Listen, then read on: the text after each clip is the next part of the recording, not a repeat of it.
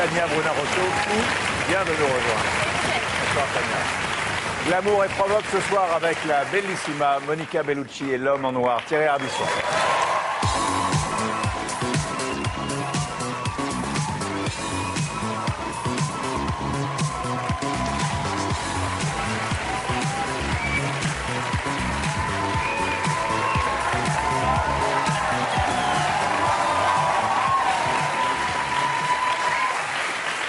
Un livre magnifique, magnifique de photos de Monica Bellucci, des photos de votre parcours. C'était votre rêve de petite fille, d'être photographiée, d'être mannequin d'abord, puis actrice.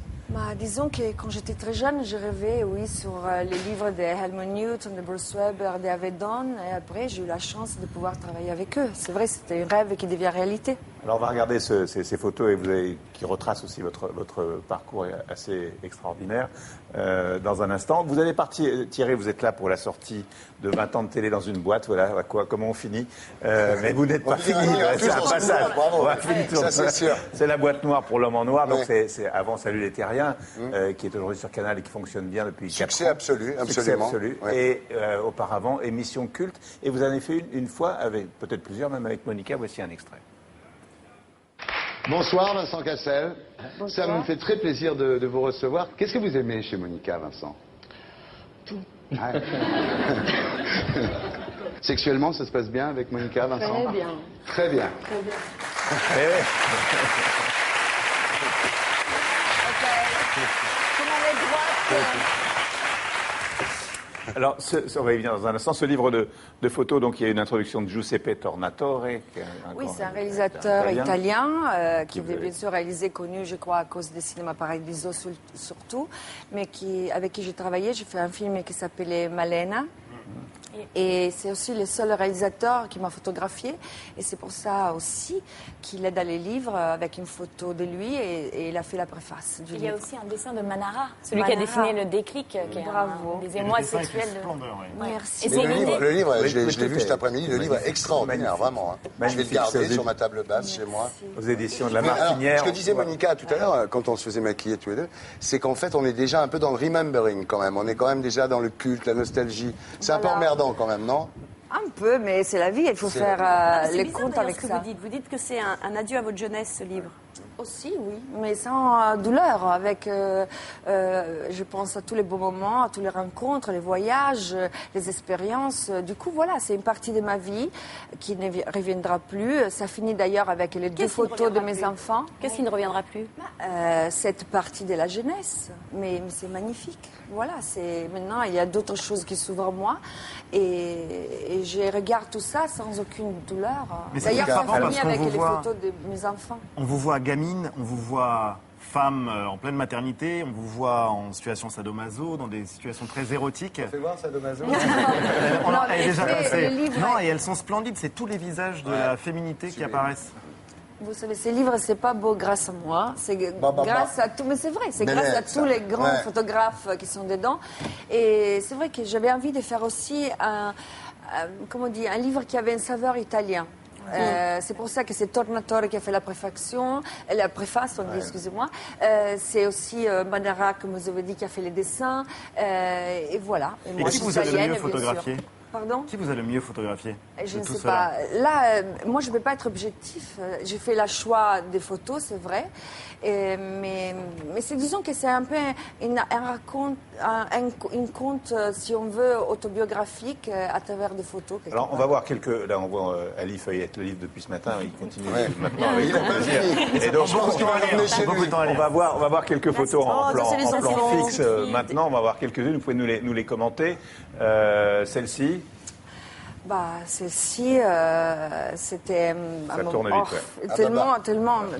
Lui, c'est Fabrizio Ferri aussi. C'est des photos extraordinaires. Kate Berry, des photos faites à Paris. Ça, je l'ai choisi parce que j'étais très très jeune. Voilà, il y a vraiment des moments où je suis. Il y a même une photo où j'ai 13 ans. C'est la première photo. La première fois que j'étais devant la caméra et je ne savais pas du tout que ça aurait été le début de tout. Pour qu'une photo soit réussie, il faut que le modèle soit parfait, il faut que le photographe soit très bon. À quel moment avez-vous senti que c'était fusionnel entre vous et les photographes? Mais à chaque fois, c'est différent. C'est une alchimie qui se crée, quelque chose de magique. Et on fait plein de photos, et après, il y a une photo que c'est la photo et pas les autres. Et on ne sait pas pourquoi. Et c'est vrai que moi, j'ai beaucoup de respect pour la photographie en général, parce qu'une photo donne les mêmes émotions qu'un livre, les mêmes émotions que quand on voit une statue, que quand on regarde un film. Du coup, pour moi, la photo, c'est une expression de l'art que je respecte. Il y en a qui sont composés comme des vrais tableaux, d'ailleurs, de ces photos. Vous jouez un rôle?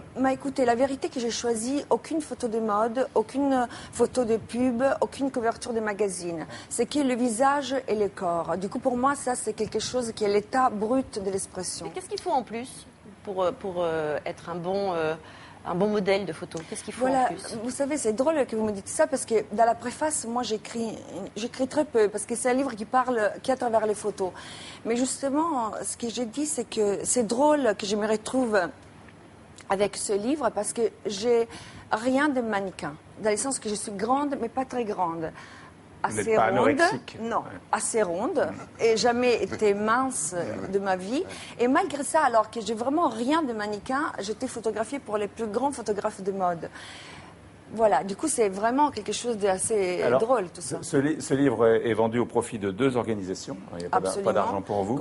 À cause du fait que la beauté du livre, c'est pas moi, mais c'est les artistes qui sont dedans. Et c'est pour ça que tout est en charité, tout va en charité à des associations. Il y a quoi? Il y a les anciens canards, il y a quoi comme association? Il y a Parole de femmes. Parole de femmes. Et une association italienne. Parole de femmes, c'est une association française, justement, qui aide les femmes. Et une association italienne qui s'appelle AGOP, qui aide les parents des enfants malades de cancer. Alors là, vous venez de tourner. Vous avez tourné avec De Niro, c'est fini le film? Là, je viens de tourner. Leçon d'amour à l'italienne 3. Voilà. Ah, je l'adore. Et Robert De Niro tombe amoureux de vous. Oui, dans le film. Juste une question sur l'âge, parce que vous dites que c'est un adieu à la jeunesse. Est-ce que vous avez peur de vieillir? Non, moi j'ai peur de la maladie, parce que j'ai des enfants et je voudrais être là pour eux. Vous savez, c'est pour ça que moi je suis très heureuse à mon âge, parce que quand j'avais 20 ans, si on m'avait dit que les moments plus beaux de ma vie c'était dans ma quarantaine, j'aurais jamais cru. Mais c'est vrai que j'ai eu ces 2 enfants magnifiques et c'est vrai que c'était une découverte merveilleuse pour moi, et je suis heureuse, comme d'ailleurs les derniers enfants. Léonie est née, ça fait juste 5 mois. Et elle a déjà fait une couve. Elle a déjà fait 2 couves. La couve de la couve on la voit de jamais, Vanity mais Fair on et la couve de Paris Match. Et avec Vincent Cassel, ça va bien? Encore. Oui. Alors justement, on enchaîne avec Thierry. Donc il y a aussi le dictionnaire des provocateurs, donc que vous co-signez avec Cyril Drouet et Joseph Webré chez Plomb. Alors ça va de Jésus-Christ à Stéphane Guillon. Donc, en fait, non. Ce qui est drôle, c'est que Jésus-Christ se retrouve à côté de Joe Star. C'était ça l'idée. Parce qu'au départ, il voulait. Il voulait le faire par catégorie. Puis à un moment, je dis non, il faut le faire vraiment dans l'ordre alphabétique comme un vrai dictionnaire. Comme ça, Jésus va être à côté de Joe Star. Pourquoi ça commence par Ardisson? Parce que comme c'est. Il est en photo. Il n'y a que lui. Ça commence par Ardisson. Mais la provoque, c'est quoi pour vous? Est-ce que c'est pas une sorte d'aveu de faiblesse, la provoque? Voilà, la provoque, c'est ça, voilà. Ah, ça y est. C'est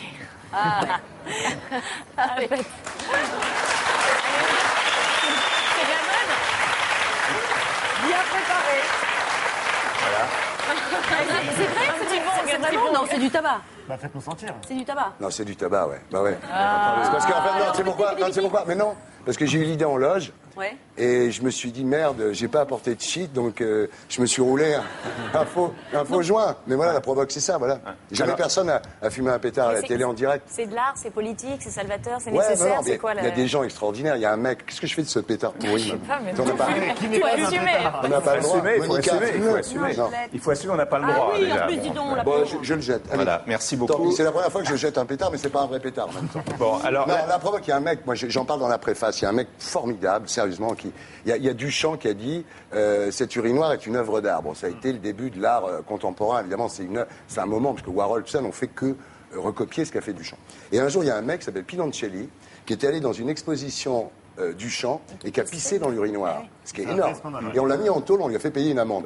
Et le vrai provocateur, aujourd'hui, c'est Pinoncelli, que personne ne connaît. Justement, parce que sauf les gens qui regardent alors on va voir ils arrivent, ils font scandale, et après ils deviennent institutionnels. Bien sûr, Duchamp, aujourd'hui, ça vaut des fortunes, quoi. Et il y a des passages qui choquent. On va voir des extraits de quelques-uns. Il y a combien de DVD là-dedans? Il y a 20 heures de programme. 20 heures de programme. Je peux dire un truc? Oui. Parce que c'est pas un best-of. Parce qu'un best-of, ça aurait été de prendre les meilleures interviews, de les coller bout à bout. Là, ce qu'on a fait avec Lina, que je remercie et que je félicite, on a recréé des émissions. C'est-à-dire, on a fait deux lunettes noires, un bain de minuit, des vraies émissions, avec la structure des émissions de l'époque. Donc, c'est pas un best-of, voilà. Alors, on va voir un petit extrait plutôt axé provoque sexe. C'est le soir. Est-ce que embrasser, c'est tromper? Non. Et sucer, c'est tromper? Et, pardon? Sucer, c'est tromper? Non plus. Non plus, bravo. Est-ce que tu sais ce que c'est que le point G? Eh bien, moi, j'ai envie de vous répondre que le point G, c'est le centre de gravité. Tu rentres chez toi un soir, puis tu trouves Jacques Dutronc au lit avec Isabelle Adjani, mettons. Qu'est-ce que tu fais? Tu te joins à eux ou tu appelles Paris Match? Je me joins à eux immédiatement. Est-ce que tu baiserais une fille qui a ses règles? T'aurais vraiment envie de baiser? Est-ce que tu l'as déjà fait? Baiserais une fille qui a ses règles? Vous êtes dur. T'as plutôt le sentiment d'être clitoridienne ou vaginale comme fille? Je pense tous les deux. Et tout à fait de l'autre, et anal aussi. Ah non. On touche pas mes fesses. Il y en a un que j'aimerais bien niquer. J'aimerais vraiment bien le niquer. J'aimerais bien le coincer un soir au Folies Bergère et tac. Comment il s'appelle déjà? Ardisson.